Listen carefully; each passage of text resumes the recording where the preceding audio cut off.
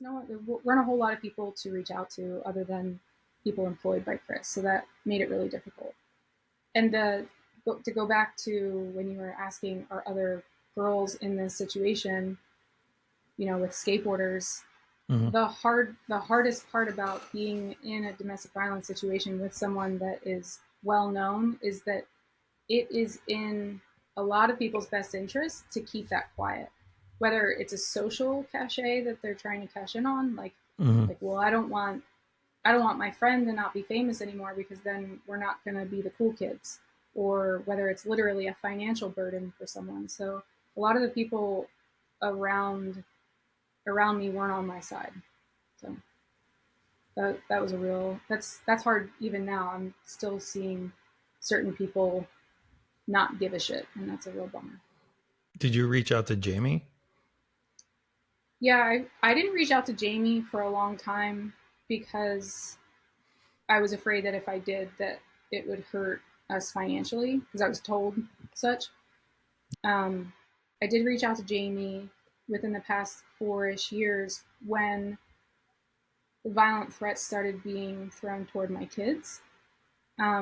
I felt like Chris really needed help that was far beyond anything I was willing to do or even capable of doing.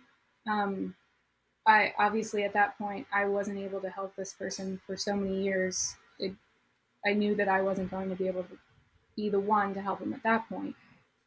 So then I did reach out to Jamie and I told him that Chris had threatened the kids, and he called Chris and got Chris's side of the story, and he said that you know Jamie told me that he wasn't the right person to get involved.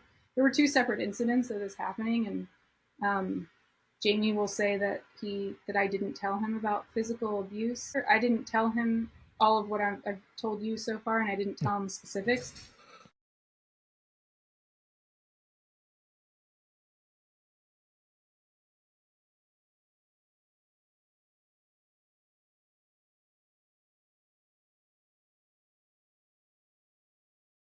But what I did tell him was, he's threatening the kids, and there is abuse present, Jamie. And he said, well, that's going to turn into a he said she said, and I'm just not the right person to get involved. And I said, well, there's evidence. I have evidence. I can show you evidence, that you don't have to just believe me. I can prove it to you. And he said, Mm-hmm. regardless, I'm not close with Cole anymore, and I'm not the right person to get involved.